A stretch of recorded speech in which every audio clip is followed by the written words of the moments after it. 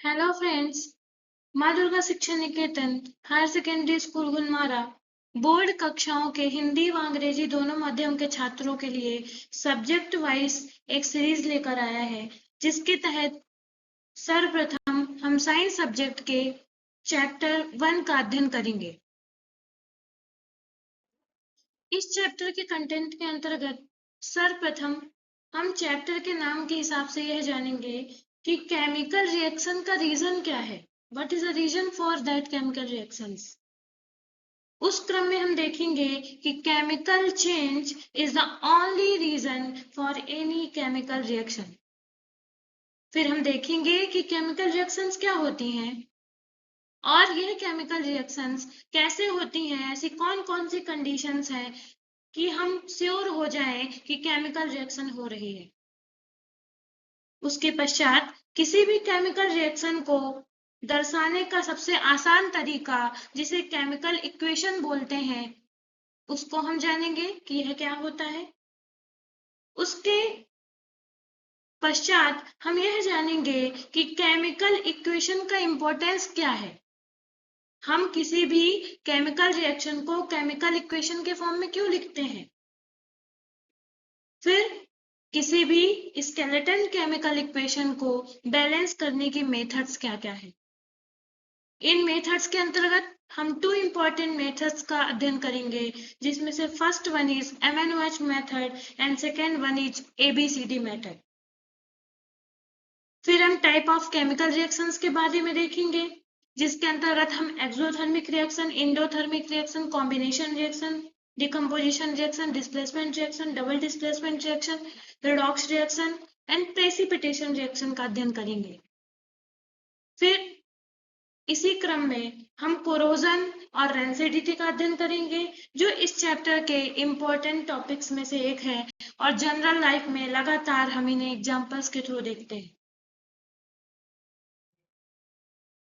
अब हम सर्वप्रथम केमिकल और फिजिकल चेंज के बारे में देखेंगे, क्योंकि हमने इसके पहले वाली स्लाइड में जाना कि केमिकल चेंज ही वह रीजन है जिसके कारण कोई भी केमिकल रिएक्शंस हो रहे हैं। अगर हम इनके डेफिनेशंस के बारे में देखें कि फिजिकल चेंज और केमिकल चेंज क्या होता है, तो कोई भी चेंज जिसमें केवल मैटर की फिजिकल प्रॉपर्टीज चेंज हों और उसमें भी कोई भी नया सब्सटेंस ना बने। इसका सबसे अच्छा एग्जाम्पल वाटर है, जहां पर वाटर को जब हम 100 डिग्री सेल्सियस पर, मतलब उसके क्वथनांक बिंदु पर गर्म करते हैं, तो वह द्रव अवस्था से, मतलब लिक्विड स्टेट से गैसेस स्टेट में चेंज हो जाता है। वहीं पर अगर हम लिक्विड वाटर को फ्रीज करते हैं अप्रॉक्स 4 डिग्री सेल्सियस पर, तो वह सॉलिड स्टेट में चेंज हो जाता है। यहाँ पर वाटर का केमिकल कंपोजिशन चेंज नहीं हुआ है, यहाँ पर 2 हाइड्रोजन और 1 ऑक्सीजन रिएक्ट करके ही H2O का 1 मॉलिक्यूल बना है, केवल चेंज हुई है तो फिजिकल स्टेट। इसके अलावा और सारे एग्जाम्पल्स भी हैं। अगर हम केमिकल चेंज के बारे में देखें, तो केमिकल चेंज में किसी नए सब्सटेंस का फॉर्मेशन होता है। फॉर एग्जाम्पल, अगर हम किसी मोमबत्ती को बर्न करते हैं तो उसमें से कार्बन डाइऑक्साइड बनती है। आपको ये ध्यान देना होगा कि मोमबत्ती का जलना केमिकल चेंज भी है और फिजिकल चेंज भी है। इसके अतिरिक्त जैसे कि केमिकल चेंज के अंतर्गत दही का जमना, ये भी एक केमिकल चेंज है। फिर जंग लगना, मतलब आयरन की रस्टिंग, ये भी एक केमिकल चेंज है। फिर हम बात करते हैं कंपोजिशन की, तो जैसा कि मैंने ऊपर ही आपको बता दिया है कि इसमें सब्सटेंस के केमिकल कंपोजिशन में कोई चेंज नहीं होता है, लेकिन केमिकल चेंज में केमिकल कंपोजिशन चेंज हो जाता है। फिजिकल चेंज में जो प्रोसेस होती है वो रिवर्सिबल होती है, मतलब जैसे कि हमने पानी को अगर उबाला तो वह भाप बनी, तो अगर उसको हम कंडेंसेट कर दें तो फिर से वह पानी में चेंज हो जाएगी। लेकिन केमिकल चेंज इरिवर्सिबल होता है, जैसे कि लैक्टिक एसिड अगर बन गया है, मतलब दही बन गया है, तो उसको पुनः हम दूध में परिवर्तित नहीं कर सकते। अगर हम फिजिकल चेंज में एनर्जी चेंज की बात करें तो बहुत ही कम एनर्जी चेंज होती है, या फिर बोल सकते हैं बिल्कुल भी एनर्जी चेंज नहीं होती। वहीं पर केमिकल चेंज में या तो बहुत सारी एनर्जी का एब्जॉर्प्शन होता है या फिर एनर्जी रिलीज होती है। मास चेंज की बात करें तो मास जो है वो चेंज मतलब नहीं होता है, और केमिकल चेंज में मास चेंज हो जाता है और गैस भी रिलीज होती है। फिजिकल चेंज में हमेशा जो फिजिकल स्टेट है वो चेंज हो जाती है, जैसे कि solid to liquid, liquid to gas, gas to liquid and liquid to solid. लेकिन केमिकल चेंज में कोई भी स्टेट का चेंज नहीं होता है। इसको हम कैसे ऑब्जर्व करेंगे कि कहीं किसी भी रिएक्शन में फिजिकल चेंज है या फिर केमिकल चेंज है? फिजिकल चेंज के अंतर्गत कोई भी नया कलर, कोई भी नई गंध या फिर गैस फॉर्म नहीं होती है। वहीं पर केमिकल चेंज के अंतर्गत कलर चेंज हो जाता है, गैस बबल्स बनते हैं, ऑर्डर चेंज हो जाता है। इसका सबसे अच्छा एग्जांपल आपकी एनसीईआरटी की बुक में दिया हुआ है कि when we like put iron nails in copper sulfate solution, then the color of copper sulfate solution will be changed। ठीक है, और ब्लू से वो ब्राउन कलर का हो जाता है। फिर मॉलिक्यूलर स्ट्रक्चर में आते हैं, तो यहाँ पर मॉलिक्यूलर स्ट्रक्चर सेम होता है। जैसे कि अगर वाटर की बात करें तो चाहे वो सॉलिड स्टेट में हो, गैस स्टेट में हो, लिक्विड स्टेट में हो, तीनों स्टेट में इसका जो मॉलिक्यूलर स्ट्रक्चर है वो सेम होगा। यहाँ पर जो मॉलिक्यूल्स है वो रीअरेंज हो जाते हैं क्योंकि नया सब्सटेंस बनता है, इस वजह से। इसके एग्जांपल्स है फिजिकल चेंज के, जैसे कि आइस की मेल्टिंग, वाटर को बॉईल करना या फिर नमक को घोलना। वहीं पर केमिकल चेंज की जो एग्जांपल्स है उसमें है रस्टिंग आयरन, बर्निंग वुड और कुकिंग फूड।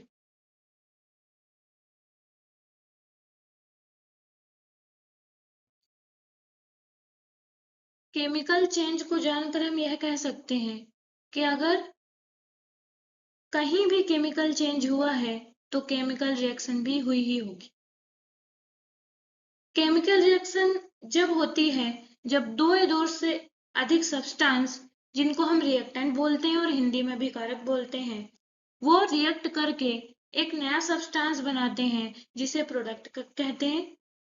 इसके एग्जाम्पल के तौर पर हम देख सकते हैं कि जब हम मैग्नीशियम रिबन को ऑक्सीजन के प्रेजेंस में जलाते हैं तो मैग्नीशियम ऑक्साइड बनता है। इस रिएक्शन में मैग्नीशियम ऑक्साइड की जो प्रॉपर्टीज हैं वो मैग्नीशियम से टोटली डिफरेंट होंगी। यह मैग्नीशियम ऑक्साइड एक व्हाइट पाउडर के रूप में हमें प्राप्त होता है। इस स्लाइड में हम यह जानेंगे कि अगर कोई भी केमिकल रिएक्शन हुई है तो उसके क्या क्या पॉइंट्स हैं जिसे जानकर हम यह बता सकते हैं कि यहाँ पर केमिकल रिएक्शन हुई है। इसमें सबसे पहला पॉइंट है चेंज इन स्टेट। अगर सब्सटेंसेस की स्टेट चेंज हो गई है तो हम कह सकते हैं कि केमिकल रिएक्शन हुई है। दूसरा पॉइंट है चेंज इन कलर। यहाँ पर जो चौथे नंबर की पिक्चर है वहां पर आयरन कॉपर सल्फेट से रिएक्ट कर फेरस सल्फेट और कॉपर बनाती है। यहाँ पर जो कॉपर सल्फेट है उसका सॉल्यूशन का कलर ब्लू कलर का होता है, लेकिन जब वह आयरन से रिएक्ट करती है तो यह कॉपर सल्फेट के सॉल्यूशन का कलर ब्लू से ग्रीन हो जाता है। और यही रंग परिवर्तन हमको बताता है कि आयरन और कॉपर सल्फेट मिलकर फेरस सल्फेट और कॉपर बना रहे हैं। इसके बाद थर्ड पॉइंट है इवोल्यूशन ऑफ गैस। जब भी हम किसी कोनिकल फ्लास्क में किन्हीं भी जिंक के छोटे छोटे टुकड़ों को लेकर उसमें डाइल्यूट सल्फ्यूरिक एसिड डालते हैं तो हम देखते हैं कि हाइड्रोजन गैस इवॉल्व होती है। और इस गैस का इवॉल्व होना हमें यह बताता है कि यहाँ पर जिंक और हाइड्रोक्लोरिक अम्ल रिएक्ट करके क्या बना रहे हैं, हाइड्रोजन गैस बना रहे हैं। यहाँ पर हाइड्रोजन गैस के साथ जिंक क्लोराइड भी बनता है। फिर उसके बाद चौथा पॉइंट है चेंज इन टेम्परेचर। आपने नॉर्मली दिवाली के टाइम पर देखा होगा जिनके घरों में चूने से पुताई होती है, उसमें जब हम चूना पत्थर को, जो बुझा हुआ चूना होता है, उसको लाते हैं और उसमें पानी डालते हैं तो जिस भी बर्तन में हमने उसे रखा है वो बहुत ज्यादा गर्म हो जाता है, उसका हाई टेम्परेचर हो जाता है। तो यहाँ पर क्या हुआ है, जो कैल्शियम ऑक्साइड है उसको बुझा हुआ चूना बोलते हैं। यह बुझा हुआ चूना वाटर से रिएक्ट करके कैल्शियम हाइड्रोक्साइड बनाता है, और यह एक प्रकार की एक्सोथर्मिक रिएक्शन का एग्जाम्पल है। फिर फिफ्थ नंबर एग्जाम्पल में बात करते हैं formation of precipitate. Formation of precipitate में जब दो रिएक्टेंट आपस में रिएक्ट करते हैं तो एक प्रेसिपिटेट फॉर्म होता है। इसका सबसे अच्छा एग्जाम्पल है जब बेरियम क्लोराइड रिएक्शन करता है सोडियम सल्फेट से, तो बेरियम सल्फेट बनता है और सोडियम क्लोराइड बनता है। यहाँ पर जो बेरियम सल्फेट बन रहा है उसका व्हाइट प्रेसिपिटेट होता है। That is also example of precipitation reaction. Chemical equation किसी भी केमिकल रिएक्शन का सिंबॉलिक रिप्रेजेंटेशन होता है। अब हमें केमिकल रिएक्शन को सिंबल्स में क्यों रिप्रेजेंट करना है?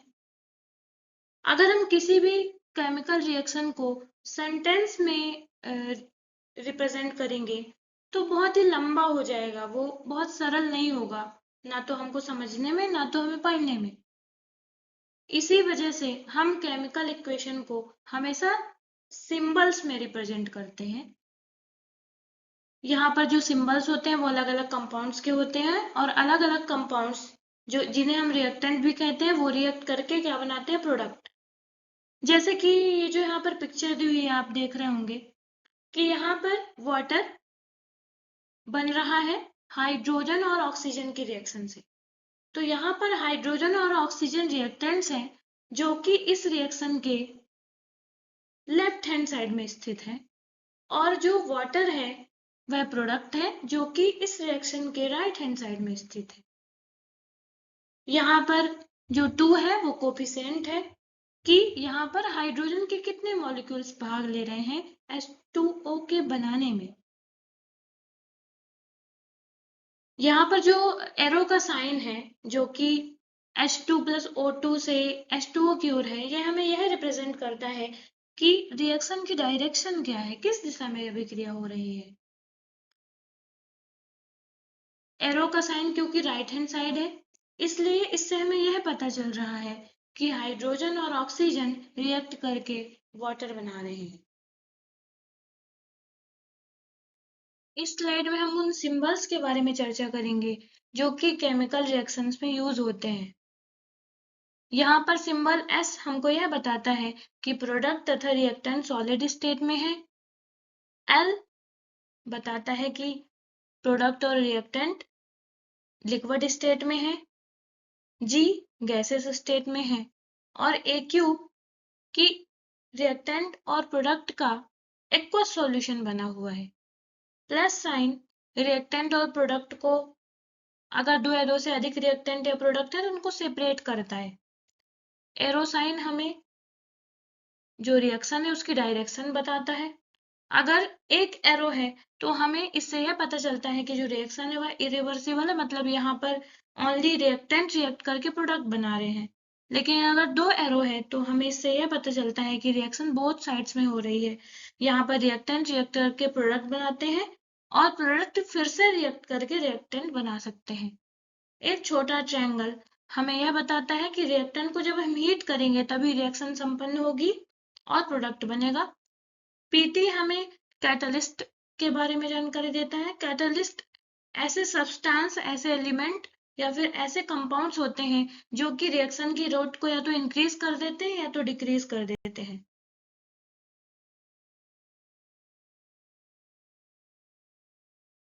इस स्लाइड में हम केमिकल इक्वेशन की इंपॉर्टेंस के बारे में जानेंगे। कोई भी केमिकल इक्वेशन किसी भी केमिकल रिएक्शन का एक सिंबॉलिक रिप्रेजेंटेशन होता है।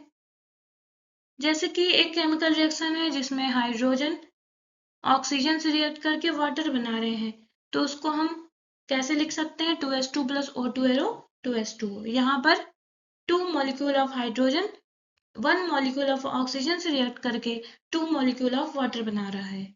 That is a symbolic representation of that chemical reaction. फिर हम जानेंगे दूसरा पॉइंट कि ये कंजर्वेशन ऑफ मास को शो करता है। कंजर्वेशन ऑफ मास क्या कहता है कि एटम्स को ना तो क्रिएट किया जा सकता है और ना ही डिस्ट्रॉय किया जा सकता है, केवल एक रूप से दूसरे रूप में परिवर्तित किया जा सकता है। यहाँ पर देखिए 2 मॉलिक्यूल ऑफ हाइड्रोजन, तो यहाँ पर टोटल एटम क्या है हाइड्रोजन के 4 लेफ्ट हैंड साइड में, और राइट हैंड साइड में भी कितने हैं 4। और ये इससे हमको क्या पता चलता है कि यहाँ पर जितना मास लेफ्ट हैंड साइड में हाइड्रोजन का है उतना ही मास राइट हैंड साइड में भी हाइड्रोजन का है। ये नियम ऑक्सीजन पर भी लागू होता है, क्योंकि यहाँ पर ऑक्सीजन रिएक्ट कर रहा है हाइड्रोजन से और वह क्या बना रहा है वाटर। इसके अतिरिक्त हमें जो केमिकल इक्वेशंस हैं वह क्वांटिटेटिव इंफॉर्मेशन देते हैं किसी भी रिएक्शन के बारे में। हमें केमिकल कैलकुलेशंस को करने में भी ये केमिकल इक्वेशन हेल्प करते हैं। हमें प्रिडिक्ट कर सकते हैं किसी भी केमिकल रिएक्शन से किसी भी केमिकल रिएक्शन के प्रोडक्ट को। हम किसी भी केमिकल रिएक्शन का नेचर भी प्रिडिक्ट कर सकते हैं किसी भी केमिकल इक्वेशन से कि वह केमिकल रिएक्शन कैसी होगी, वह एक्सोथर्मिक होगी या एंडोथर्मिक होगी, वो डिसोसिएशन रिएक्शन होगी या फिर कॉम्बिनेशन रिएक्शन होगी। जब हम रिएक्शन के टाइप पढ़ेंगे तब इस बारे में हम विस्तार से चर्चा करेंगे कि कोई भी केमिकल इक्वेशन केमिकल रिएक्शन के टाइप को कैसे प्रिडिक्ट करता है। इस स्लाइड में हम यह देखेंगे कि किसी भी केमिकल इक्वेशन को हम बैलेंस कैसे करेंगे। अब हम बैलेंस क्यों करना चाहते हैं किसी केमिकल इक्वेशन को? क्योंकि बिना कंजर्वेशन ऑफ मास को फॉलो किए बिना कोई भी केमिकल इक्वेशन नहीं लिखा जा सकता और कोई भी केमिकल रिएक्शन कंप्लीट नहीं हो सकती। इसके लिए हम 2 मेथड्स का यूज करेंगे। फर्स्ट मेथड है MNOH मेथड और दूसरी मेथड है ABCD मेथड। MNOH मेथड में इसके नाम से ही इसकी सारी प्रोसेस हम एक्सप्लेन कर सकते हैं। MNOH का मतलब है metal, non metal, oxygen and hydrogen. मतलब सबसे पहले हम मेटल को बैलेंस करेंगे, उसके बाद नॉन मेटल को, उसके बाद ऑक्सीजन को, उसके बाद हाइड्रोजन को। अगर इनमें से कोई भी एक एटम मौजूद नहीं है, मतलब कि अगर मेटल मौजूद नहीं है, नॉन मेटल मौजूद नहीं है, ऑक्सीजन नहीं है, फिर हाइड्रोजन, तो उसको स्किप करके हम आगे की प्रोसेस को फॉलो करेंगे। यहाँ पर एक एग्जाम्पल के द्वारा इस प्रोसेस को हम और अच्छे से समझ सकते हैं।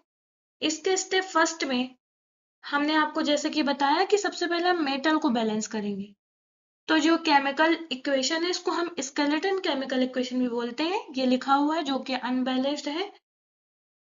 इसमें आयरन वाटर से रिएक्ट करके आयरन ऑक्साइड और हाइड्रोजन गैस बना रहा है। आप अगर लेफ्ट हैंड साइड और राइट हैंड साइड देखेंगे तो लेफ्ट हैंड साइड में आयरन का 1 एटम है, जबकि राइट हैंड साइड में आयरन के 3 एटम्स है। यहाँ पर आयरन के 3 एटम्स हमें यह जानकारी देते हैं कि लेफ्ट हैंड साइड में भी आयरन के 3 एटम होने चाहिए, क्योंकि दोनों साइड में सभी एटम्स, सभी एलिमेंट के एटम्स जो हैं वो क्या होने चाहिए, इक्वल होने चाहिए, तभी उनका मास इक्वल होगा। तो हम क्या इसके लिए क्या करेंगे कि दोनों साइड आयरन के जो एटम का नंबर है वो बराबर हो जाए।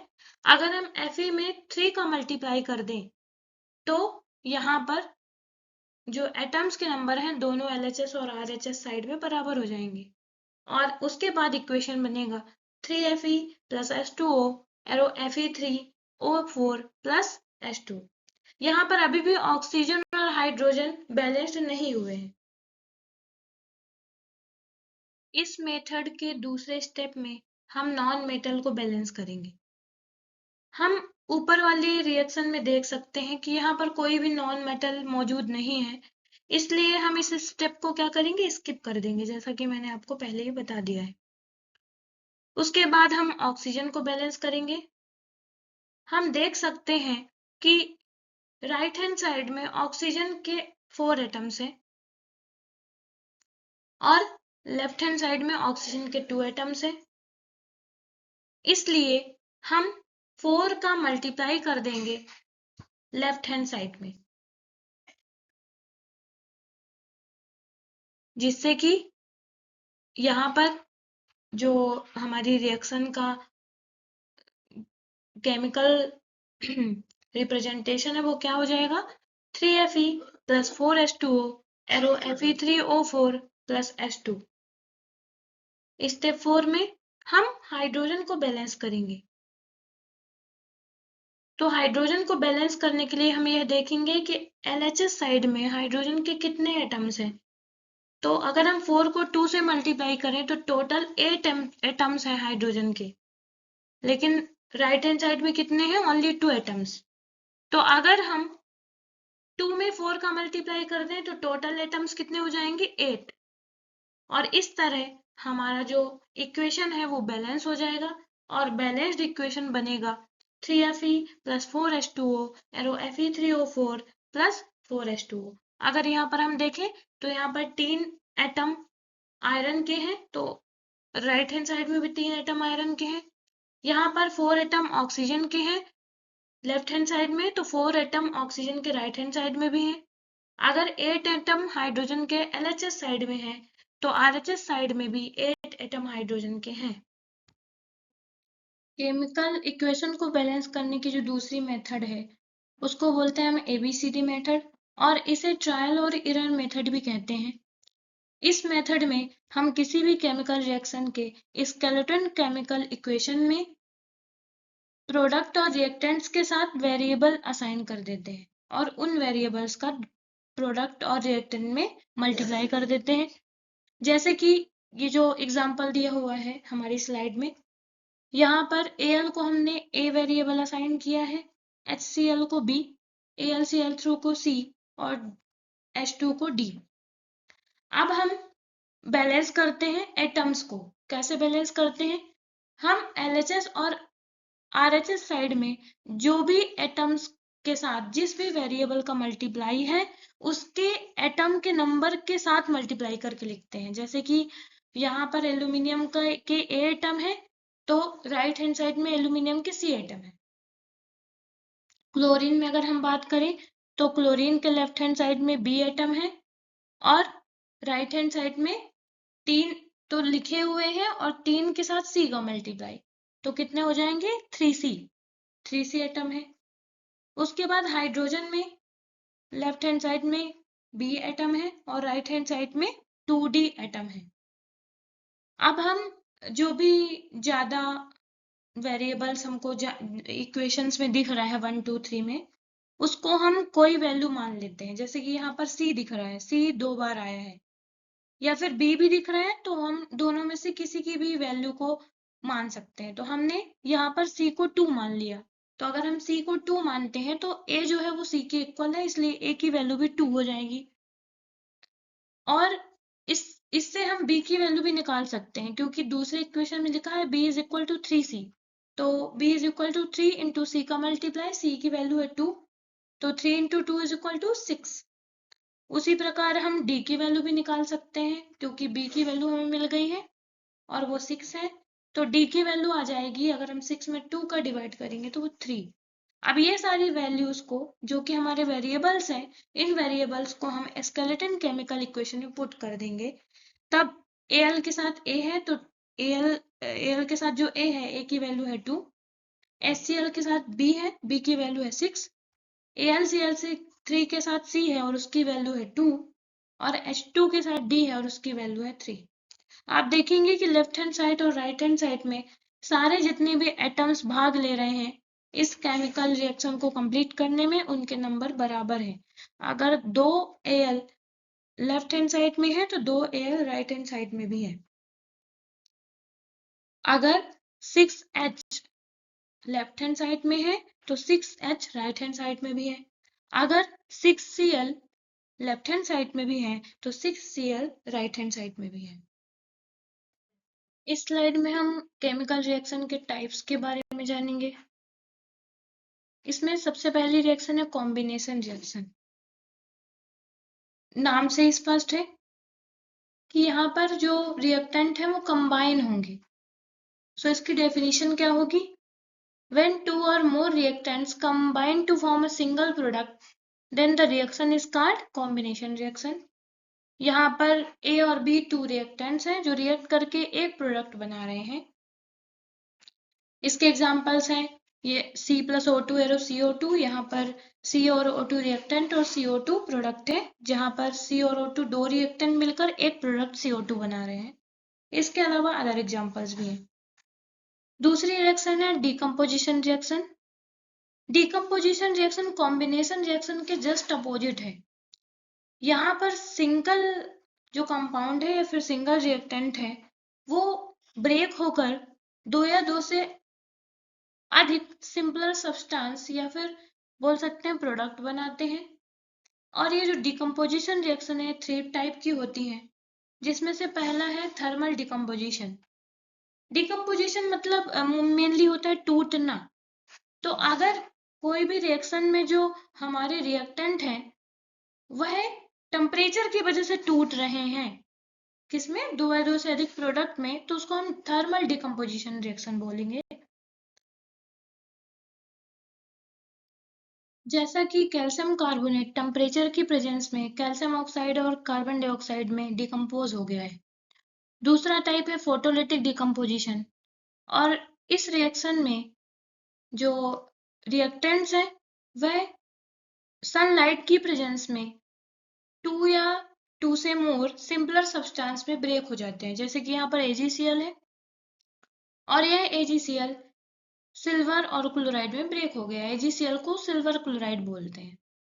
थर्ड टाइप है इलेक्ट्रोलिटिक डिकम्पोजिशन। तो किसी भी अगर हम रिएक्टेंट से इलेक्ट्रिसिटी फ्लो करवाते हैं तो वो रिएक्टेंट या बोल सकते हैं कंपाउंड वो ब्रेक हो जाता है सिंपलर सब्सटेंसेस में इलेक्ट्रिसिटी फ्लो करवाने पर। जैसे कि इसका एक एग्जांपल है कि जब हम वाटर में इलेक्ट्रिसिटी फ्लो करवाते हैं तो वो हाइड्रोजन गैस और ऑक्सीजन गैस में चेंज हो जाता है। उसके बाद हमारा जो थर्ड टाइप है उसको बोलते हैं हम डिस्प्लेसमेंट रिएक्शन। इस डिस्प्लेसमेंट रिएक्शन में हम देखते हैं कि यहाँ पर जो मोर रिएक्टिव एलिमेंट होता है वह लेस रिएक्टिव एलिमेंट के कंपाउंड में से लेस रिएक्टिव एलिमेंट को डिस्प्लेस कर देता है। जैसे कि एग्जांपल की अगर हम बात करें तो Zn प्लस CuSO4, तो Zn और Cu दो यहाँ पर एलिमेंट है और यहाँ पर Cu जो है वो लेस रिएक्टिव है Zn से, तो Zn क्या करेगा, Cu को डिस्प्लेस कर देगा CuSO4 में से और खुद वहां पर जाकर बैठ जाएगा, बनेगा ZnSO4 प्लस Cu। इसका दूसरा एग्जाम्पल भी है जो कि मैंने आपको पिछले स्लाइड में भी बताया है, ये एग्जाम्पल को पिक्टोरियल रिप्रेजेंटेशन के थ्रू, कि यहाँ पर कॉपर सल्फेट में again copper is less reactive than iron, तो और आयरन जो है वो मोर रिएक्टिव देन कॉपर है, तो आयरन जो है वो कॉपर सल्फेट में से कॉपर को डिस्प्लेस कर देगा और फेरस सल्फेट बनेगा और कॉपर बनेगा। ये कुछ मेटल्स की एक्टिविटी सीरीज है। यहाँ पर पोटेशियम, सोडियम, कैल्शियम ये सारी मोस्ट रिएक्टिव मेटल्स हैं। वहीं पर सिल्वर और गोल्ड जो है वो लेस रिएक्टिव मेटल्स हैं। डबल डिस्प्लेसमेंट रिएक्शन ऐसी रिएक्शन है जहां पर आयंस का एक्सचेंज होता है टू कंपाउंड्स के बीच में। यहाँ पर AB और CD टू कंपाउंड्स हैं और इनके अलग अलग आयंस हैं, जिसमें AB में A+ आयन और B- आयन, CD में C+ ion and D- ion. तो यहाँ पर एक कंपाउंड का पॉजिटिव आयन दूसरे कंपाउंड के नेगेटिव आयन से रिएक्ट करेगा और दूसरे कंपाउंड का पॉजिटिव पहले कंपाउंड के नेगेटिव से रिएक्ट करेगा। तो जैसे देखिए यहाँ पर AB और CD रिएक्ट करके AD और CB बना रहे हैं। और दूसरी बात ये ध्यान रखनी है आपको कि यहाँ पर हमेशा जब डबल डिस्प्लेसमेंट रिएक्शन होती है तो प्रेसिपिटेट भी फॉर्म होता है। इस वजह से हम डबल डिस्प्लेसमेंट रिएक्शन को प्रेसिपिटेशन रिएक्शन भी बोलते हैं। जैसे कि यहाँ पर सिल्वर नाइट्रेट जब सोडियम क्लोराइड के साथ रिएक्ट करता है तो सिल्वर क्लोराइड बनता है और सोडियम नाइट्रेट बनता है। यहाँ पर सिल्वर नाइट्रेट में सिल्वर पॉजिटिव आयन है और NaCl में Cl नेगेटिव आयन है, तो ये दोनों रिएक्ट करके AgCl बना लिए और AgNO3 में NO3 नेगेटिव आयन है और NaCl में Na पॉजिटिव आयन है, तो ये दोनों रिएक्ट करके NaNO3 बना लिए। दूसरे एग्जाम्पल को भी हम इसी तरह देख सकते हैं। सेकेंड रिएक्शन है ऑक्सीडेशन रिएक्शन। ऑक्सीडेशन रिएक्शन को हम दो प्रकार से समझ सकते हैं, या तो किसी भी एलिमेंट या फिर सब्सटेंस में अगर ऑक्सीजन का गेन होता है या फिर हाइड्रोजन का लॉस होता है तो दोनों ही कंडीशन में ऑक्सीडेशन रिएक्शन होती है। पहले एग्जांपल में आप देख रहे हैं कि मैग्नीशियम ने ऑक्सीजन को गेन किया है, इस वजह से ये ऑक्सीडेशन रिएक्शन है, और यहाँ पर जो सब्सटेंस बना है वो है मैग्नीशियम ऑक्साइड। दूसरे एग्जांपल में यहाँ पर जो हाइड्रोजन सल्फाइड है उसने हाइड्रोजन को लूज किया है, इस वजह से ये ऑक्सीडेशन रिएक्शन है, और हमारा जो सब्सटेंस बना है वो है सल्फर। नेक्स्ट रिएक्शन है reduction reaction. Reduction reaction oxidation reaction के जस्ट अपोजिट है। यहाँ पर ऑक्सीजन का लॉस होता है और हाइड्रोजन का गेन होता है। जैसे कि पहले एग्जांपल में हम देख सकते हैं कि कॉपर ऑक्साइड ने हाइड्रोजन को गेन किया है और ऑक्सीजन का लॉस किया है, दैट्स वाई ये क्या है, रिडक्शन रिएक्शन है। दूसरे एग्जांपल में कार्बन ने हाइड्रोजन को गेन किया है, दैट्स वाई ये रिडक्शन रिएक्शन है। नेक्स्ट रिएक्शन है रेडॉक्स रिएक्शन। रेडॉक्स रिएक्शन में ऑक्सीडेशन और रिडक्शन साथ साथ चलते हैं। यहाँ पर ऑक्सीडेशन भी होता है और रिडक्शन भी होता है।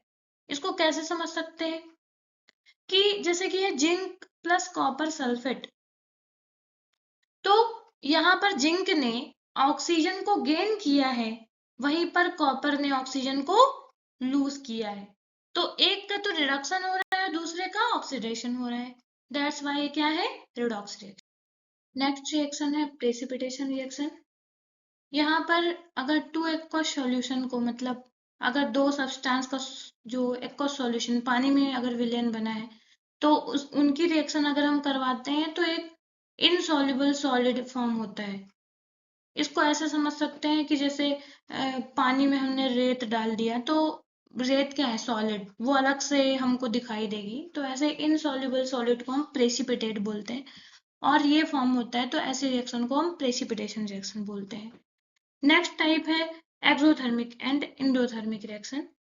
तो एक्सोथर्मिक में जो हीट है वो हमेशा रिलीज होगी और एंडोथर्मिक में एब्जॉर्ब होगी। यहाँ पर दोनों ही रिएक्शंस के एग्जाम्पल दिए हुए हैं, जिसमें से जब जो मीथेन है वह ऑक्सीजन के साथ रिएक्ट करती है तो कार्बन डाइऑक्साइड और वाटर बनाती है और हीट प्रोड्यूस होती है, और ऐसे ही दो और एग्जाम्पल्स में होता है। लेकिन जब हम कैल्शियम कार्बोनेट को क्या करते हैं, गर्म करते हैं, मतलब हीट को एब्जॉर्ब करवाते हैं उसमें, तब उससे बनता है calcium oxide and carbon dioxide. यहाँ पर हीट एब्जॉर्ब हो रही है, और ये रिएक्शंस हैं एक्सोथर्मिक एंड एंडोथर्मिक रिएक्शन। अब हम बात करेंगे कोरोजन के बारे में। कोरोजन किसी भी मेटल के सरफेस का एयर, वाटर और अदर केमिकल की प्रेजेंस में स्लो डिस्ट्रक्शन है, मतलब धीमी गति से खराब होना है।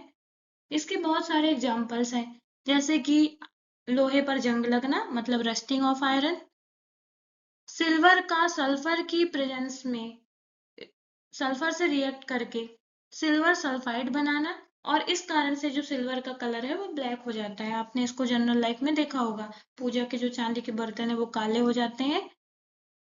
कॉपर जो है वह मॉइस्ट कार्बन डाइऑक्साइड से रिएक्ट करके ग्रीन बेसिक कॉपर कार्बोनेट बनाता है, जिसका हरा कलर होता है, आप पिक्चर में देख सकते हैं हरा कलर दिख रहा है, ग्रीन बेसिक कलर। और लेकिन इन सारे कोरोजन को हम डिफरेंट डिफरेंट प्रिवेंटिव मेजर से बचा सकते हैं। पहला मेजर है पेंटिंग।